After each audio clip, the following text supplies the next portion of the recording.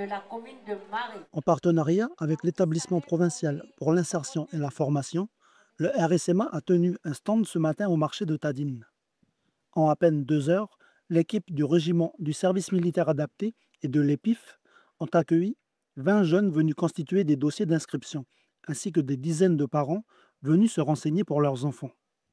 Depuis 1986, le modèle de formation proposé par le RSMA connaît un succès qui n'a fait que croître au pays, en particulier auprès d'un public déscolarisé et sans diplôme.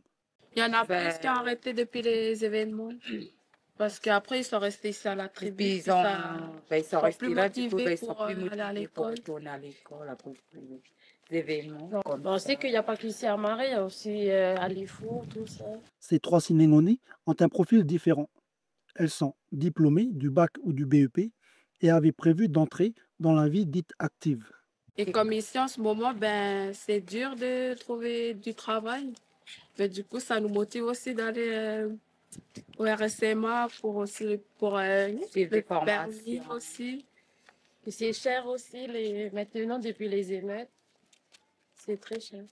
C'est dur. qui est cher? Ben, la vie, le prix, quoi. Déjà, aussi par rapport aux dentistes, dedans, là, c'est... L'équipe de recrutement confirme que le RSMA attire ces nouveaux profils de candidats.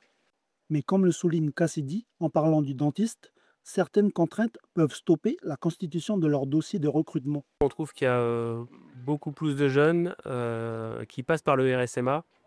La particularité, c'est qu'on a actuellement beaucoup plus de jeunes, surtout diplômés, qui ne trouvent pas de travail et qui viennent chercher une expérience au RSMA. Et c'est vrai que parfois le permis peut permettre de leur trouver un travail à l'issue du passage au sein du RSMA. Pour la partie médicale, bien entendu, il faut le carnet de santé, mais bien souvent, il faut la partie dentiste, donc le bucco-dentaire, et c'est là où les jeunes ont du mal à prendre des rendez-vous, et surtout, apparemment, il n'y a pas de dentiste depuis quelques mois, et les jeunes sont bien souvent obligés de venir sur Nouméa, ce qui a un coût pour eux, et donc s'ils n'ont pas de famille, c'est encore plus compliqué. Demain, l'équipe du RSMA et de l'EPIF continueront leur tournée d'information sur Nengoni.